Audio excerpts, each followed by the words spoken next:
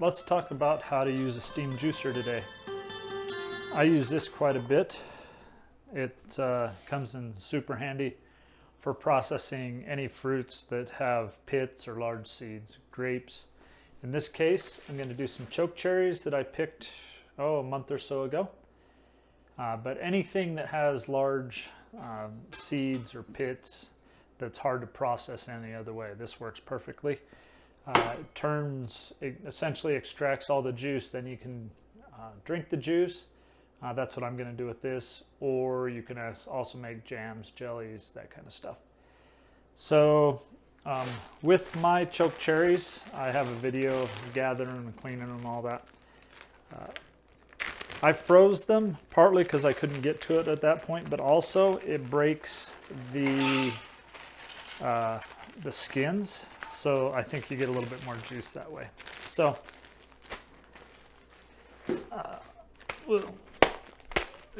so double win. So just make sure that if you're using frozen stuff, get it out for 10 or 15 minutes before you do this, because you do want it to be individual berries. Then we're just gonna fill that up. I don't have quite a full batch, like if I was doing grapes or something. Yeah, so this is what you don't want.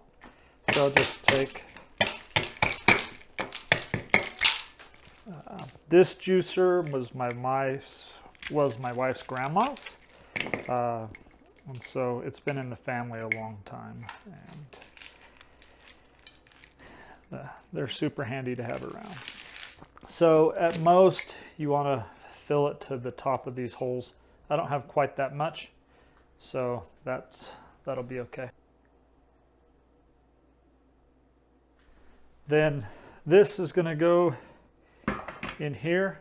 Then we're going to fill this full of water and put it on to boil. The steam is going to come up through the center of the pot. Essentially, it'll cook all the choke cherries, and then the juice will leak out through here.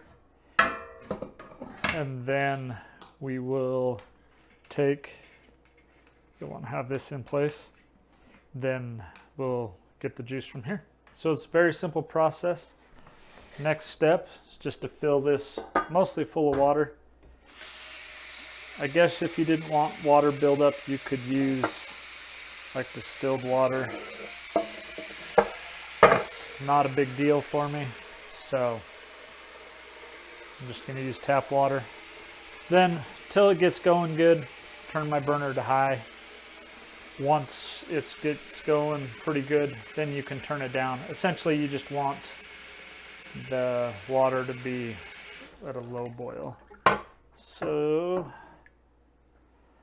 filled most of the way. Then we're going to turn it so that our hose fits in here. A little bit of juice and stuff will leak, so when you get to that point, a rag on the ground would be useful. So that's how much water I've got in there.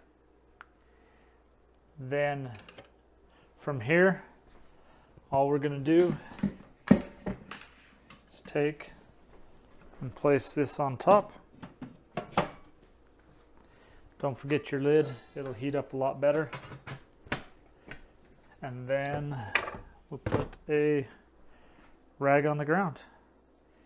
Now we're just going to let that start boiling, and it'll boil for probably 2 to 3 hours till we get all the juice out. Then half hour or so, we're up to a good boil. So now we'll just take a look inside. You can see that definitely they're starting to cook. So that's what we want. We can probably turn it down now for a little bit. You definitely want a lot of steam produced though. And so don't turn it down too much.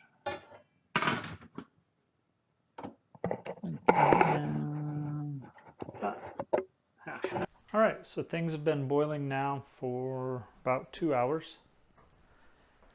And I checked on the water just a second ago.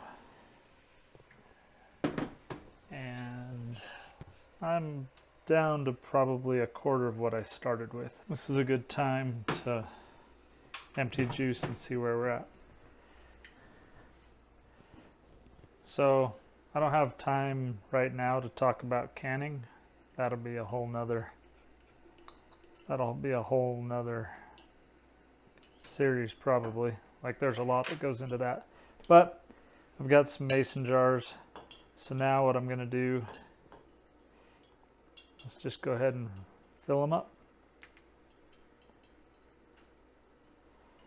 When you're doing this, you want to be careful that you don't pull the tube out.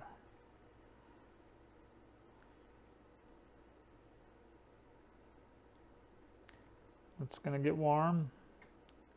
It's actually already getting really warm. So time to switch hands.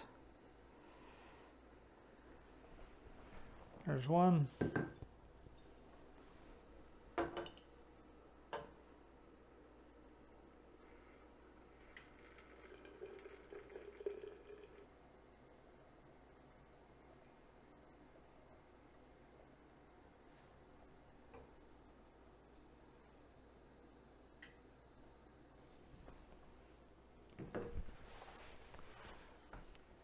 There's a couple of things I can do. I can add some more water and see what I get. The other thing, some people like it, some people don't, is you can actually take like a potato masher and start mashing everything up. That'll give you a lot more pulp. If you like pulp, it's not a bad thing. If you don't, then you don't want to do that. I don't mind pulp, so I will probably do some of that.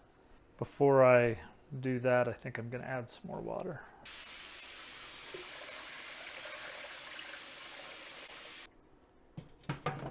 Make sure you always use hot pads. Things get really warm. So we'll let that get heated back up. So I'm probably just going to drink this within the next couple of weeks. So I'm not actually planning on canning this particular amount. But I do have new lids and bands. Bands aren't that important. If you're going to can, lids are.